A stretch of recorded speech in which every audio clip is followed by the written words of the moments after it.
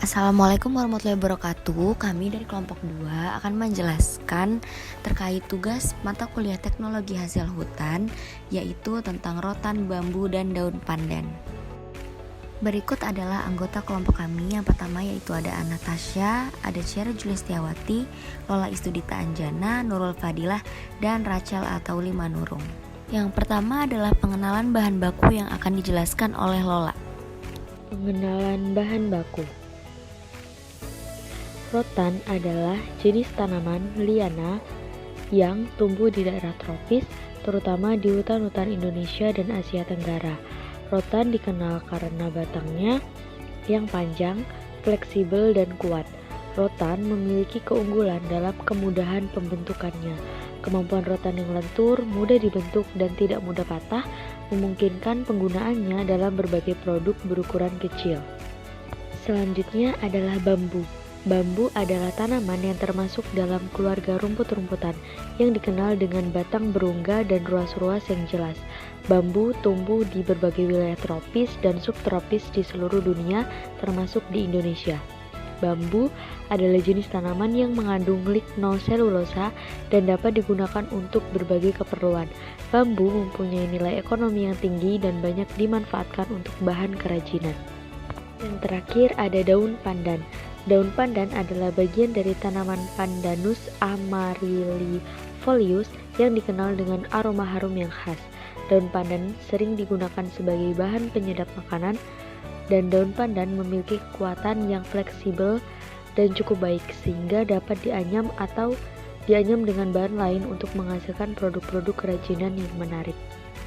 Selanjutnya adalah pemanfaatan bahan baku menjadi produk yang akan dijelaskan oleh Anastasia. Selanjutnya yaitu pemanfaatan bahan baku menjadi produk. Yang pertama, rotan. Produk hasil rotan hampir sama seperti produk bambu, yaitu vas bunga, kap lampu, keranjang, tas, bakul, piring, kursi, dan meja, serta aksesoris lainnya. Hal tersebut dikarenakan bambu dan rotan hampir memiliki karakteristik yang sama, yaitu kuat, panjang, dan lentur. Yang kedua yaitu bambu.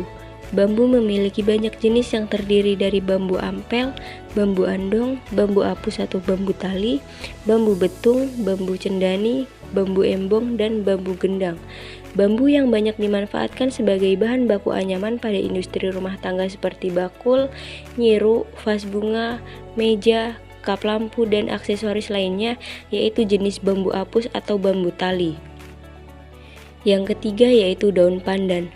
Pemanfaatan daun pandan menjadi produk mencakup beberapa aspek, yaitu mulai dari pengolahan makanan, pengobatan tradisional, hingga pembuatan kerajinan tangan. Salah satu pemanfaatan daun pandan sebagai bahan baku pembuatan kerajinan tangan seperti tikar, tas, tempat tisu, dompet, dan keranjang. Selanjutnya yaitu teknologi pengolahan. Berikut adalah beberapa hasil olahan dari rotan, bambu, dan juga daun pandan yang dapat kita lihat. Contohnya yang pertama adalah pengolahan hasil dari rotan. Yang pertama adalah vas bunga. Vas bunga biasanya dibuat menjadi tempat penyimpanan bunga di meja. Cara pembuatan ini terlebih dahulu adalah pemilihan batang rotan yang cukup tua, kemudian ditebang, dipotong, dan dibelah, kemudian rotan dijemur dan diraut yang kemudian dilakukan penganyaman. Bentuk vas bunga biasanya terdapat lakukan pada tengah untuk memperindah bentuknya. Proses pembuatan vas bunga dari pengambilan bahan baku, penjemuran, hingga penganyaman biasanya membutuhkan waktu 2 hingga 3 hari. Berikut ini adalah 2 olahan lain yang dapat dihasilkan dari rotan. Selanjutnya adalah olahan dari bambu. Yang pertama itu adalah ada bakul. Bakul ini cara membuatnya dengan pemilihan batang bambu yang cukup tua, kemudian ditebang, dipotong, dan dibelah. Kemudian bambu dijemur dan diraut yang kemudian dilakukan penganyaman. Bakul berbentuk bulat dengan panjang 28 cm dan lebar 25 cm dengan atau tanpa tutup di atasnya. Proses pembuatan bakul dan pengambilan bahan baku, penjemuran, hingga penganyaman bakul biasanya membutuhkan waktu 3-4 hari. Dan berikut adalah beberapa olahan bambu yang lainnya. Selanjutnya adalah olahan dari daun pandan. Yang pertama, contohnya ada tikar. Tikar merupakan alat yang biasa digunakan untuk alas tempat duduk atau tempat tidur. Tikar dapat dibuat dari anyaman daun pandan. Dengan cara membuatnya yaitu pemilihan daun pandan yang cukup tua, dilakukan penebangan dan pemotongan, yang kemudian dijemur dan dilakukan penganyaman. Penganyaman tikar membutuhkan daun panjang yang berada pada ukuran panjang dan lebar. Proses pembuatan tikar membutuhkan waktu sekitar 7 hingga 15 hari tergantung ukuran. Dan berikut adalah beberapa olahan dari daun pandan yang lainnya. Dan selanjutnya adalah standar produk yang akan dibacakan oleh Rachel. Selanjutnya ada standar produk. Produk berbahan baku rotan, bambu, dan daun pandan memiliki standar yang sama sebagai berikut. Yang pertama ada kualitas. Bahan harus dipilih dengan cermat, bebas dari cacat yang dapat mempengaruhi kekuatan atau penampilan produk. Yang kedua, ada kekuatan dan ketahanan. Produk harus cukup kuat untuk menahan beban yang diharapkan dan tahan terhadap tekanan atau goncangan yang mungkin terjadi selama penggunaan normal. Yang ketiga, ada kenyamanan. Produk yang terbuat dari bahan harus nyaman digunakan. Misalnya, kursi harus memberikan dukungan yang memadai untuk tubuh. Yang keempat ada keamanan. Produk harus aman digunakan dan tidak boleh memiliki bagian tajam ataupun potensi bahaya lainnya. Yang kelima ada estetika. Produk harus menarik secara visual dan memenuhi standar estetika yang diharapkan oleh konsumen. Yang keenam ada ketahanan terhadap cuaca.